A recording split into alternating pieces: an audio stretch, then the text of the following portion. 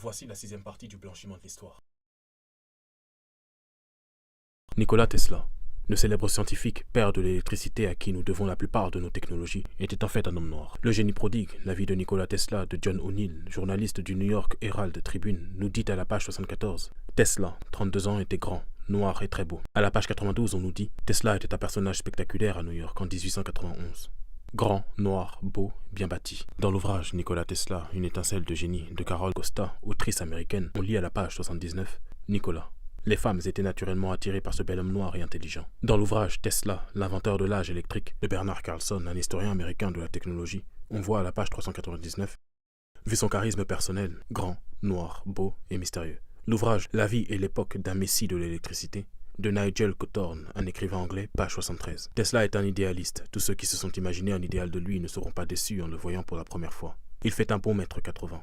Très noir de peau, nerveux, robuste et élancé. Je rappelle qu'avant de m'attribuer la paternité de ces affirmations, j'invite tous ceux dont le besoin à revérifier le nom des auteurs des ouvrages présentés. George Washington, le soi-disant premier président des États-Unis alors qu'il y a eu tout cela avant lui, était en fait un homme noir. Dans l'ouvrage George Washington, une biographie de John Alden, historien et anthropologue américain, page 11, il est décrit par un officier britannique comme ayant la peau noire. Dans l'ouvrage Une biographie George Washington, volume 2, de Douglas Sozal Freeman, un historien américain, on lit page 239. Quel officier grand et noir y avait-il en Amérique? Âgé de 38 ans, célibataire, qui avait un aide de camp et qui allait participer à l'expédition contre Fort Duquesne. Le seul officier connu des informateurs de Lord Loudouin comme répondant d'une manière ou d'une autre à cette description est le colonel Washington. Plus loin, page 240, Loudouin demande alors à Kennedy une description du Virginien. Washington, dit le capitaine, était un homme à la peau noire. Dans l'ouvrage L'histoire de George Washington, la célébration du bicentenaire, page 225, on lit qu'à l'âge de 19 ans, il faisait 1m87, avait les yeux bleus, une abondance de cheveux marrons et une peau marron. Rudy Complexion, c'est ça.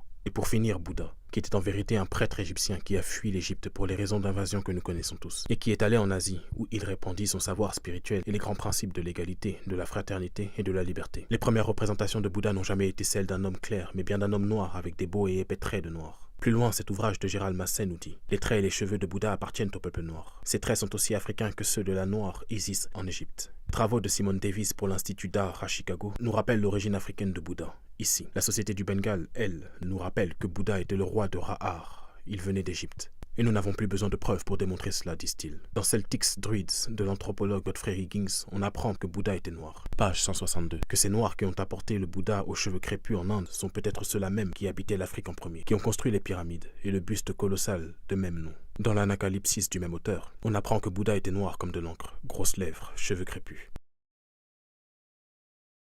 Bouddha en vrai était aussi noir que tous les dieux de la mythologie grecque. Comme on l'apprend aussi ici dans cet ouvrage. Tous blanchis comme on le voit par exemple avec Andromède, qui est une princesse éthiopienne. Son père Céphée est roi des Éthiopiens. Sa mère Cassiopée est noire du fait que sa fille est éthiopienne. On appelle le plus souvent éthiopiens les peuples d'Afrique au sud de l'Égypte, ayant une couleur de peau noire. Ce nom signifie visage brûlé. Donc Andromède est éthiopienne, donc noire. Son père et sa mère sont noirs, et pourtant on nous les représente en blanc. À qui profite cette manipulation? Vous savez, le blanchiment de l'histoire a pour seul but de faire oublier à tel peuple sa grandeur. Et si un tel peuple ignore qu'il a une fois été grand, il y a de fortes chances qu'il se contente de l'image, du costume qu'on lui a donné dans cette vie. Et ceux qui ne voient pas l'utilité pour l'Afrique de savoir qu'on nous a menti, imaginez-vous alors suivre une formation pour un quelconque projet. Et demandez-vous alors si c'est utile qu'on vous enseigne quelque chose de vrai. La vérité a un immense potentiel qui vous servira, et le mensonge un potentiel qui servira qui vous a menti.